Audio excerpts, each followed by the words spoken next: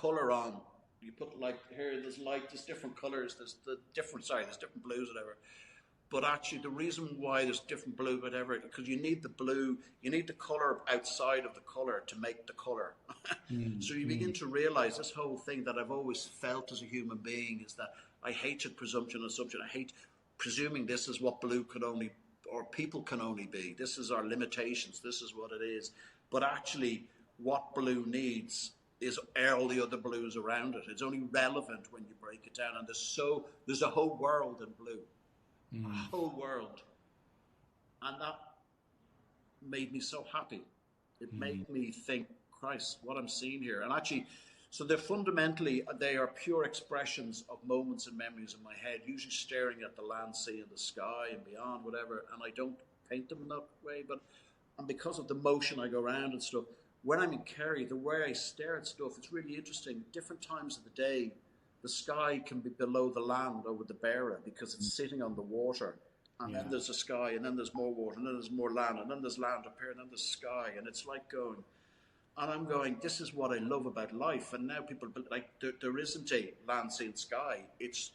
I always say, they're the same thing. It's just the tightness of the molecules. One's a gas, one's a solid, one's a liquid. And it's the air that goes through it, and the light that goes through it.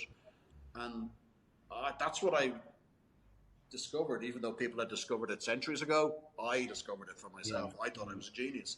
But that journey just came from just painting and painting and painting. And I learned so much. And then at the end of it, put a show on, and I thought, well, I could send some to London, I could send some to Asia, or I could, sell privately to a few collectors, which I would normally do. And I was like, showing bits, and I thought, no, fuck it, sorry, Shay, I'm gonna do it my way, actually. And I'm gonna put a show on myself, just for one night, the way I want, because this is my journey, this is my revelation. And I had visions of actually Rothko, in Houston, the temple, or the church there. I just thought, I want to hang these and show these in a way. So we hung them from this, and it's normally a music venue down the complex. And the guy who rigs all the U2 shows came in to save the day anyway. But we hung it on these wires suspended in the middle in a square. So you walk in and out behind them. Because I'm naked. I didn't mind people looking at the back of my paintings. I didn't mind that. I wanted them to get involved in it. And I just said, for one night, I'm only doing it for one night. Because if people are interested in seeing it, they'll come and see it. I'm not having it for 3 weeks or something like that. One night, Johnny Boyle did the music, just put music, just have people friends, and just people who I trusted, I suppose, and people who knew me, and people who've been with me for 20, 30 years on my journey, whatever. And the show, and actually a guy came along and filmed it. And the Coda Line guys came. It was lovely.